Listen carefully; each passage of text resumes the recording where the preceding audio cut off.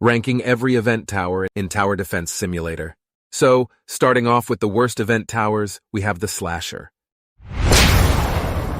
The Shredder was obtained from triumphing the Halloween 2019 event. The Shredder was actually considered good back then, but now it's called Slasher and is almost complete garbage. Slasher's main problem is that it deals way too little damage, especially being a melee tower with an extremely small range. Unlike the Gladiator or Sledger, Slasher doesn't have splash damage, which makes it even less viable. Now moving on to the next bad event tower, we got the Frost Blaster. The Frost Blaster was obtained from triumphing the Christmas 2019 event. The Frost Blaster actually had decent stats when it was first released, but randomly Below decided to ruin this tower with a big nerf. The Frost Blaster's damage per second was nearly halved, and it even lost its special ability to have a perma 50% slow.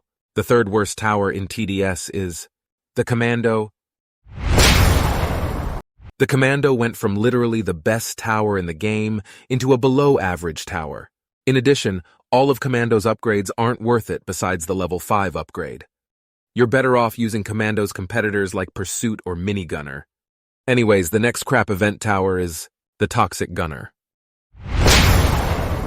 Toxic Gunner is another example of Below ruining another tower.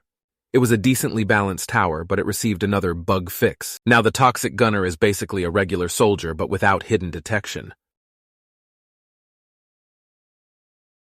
The next tower is Archer because it is just... Archer is one of the cheapest towers in the entire game. It is very cost-effective at levels 3 and 5. Archer's problems are that its pierce is only limited to 4 and it has a slow fire rate. Only 5 event towers remain, so the next event tower going out is the Elf Camp. The Elf Camp is really good, but it only has a placement limit of 2, which makes it a waste of a tower slot. Now we move on to our final 4 event towers. The Sledger comes in at 4th place. The Sledger is a really good tower, but it doesn't really have a place in the meta. So Swarmer comes in at 3rd place. I think Swarmer is 3rd place because it is versatile and cost-effective, but it doesn't really have a place in the meta like Executioner or Gladiator. It's the final 2, Gladiator and Executioner. I think everyone saw this coming, but Gladiator is 1st place and Executioner is 2nd place. Executioner is 2nd place because it is very versatile, from being used in Duo Hardcore to Lost Souls, and even Duo Polluted Wastelands too. Gladiator is an obvious number 1 spot because it's the meta for coin grinding. Gladiator is a must-have in Fallen Pizza Party and quick draw speedruns.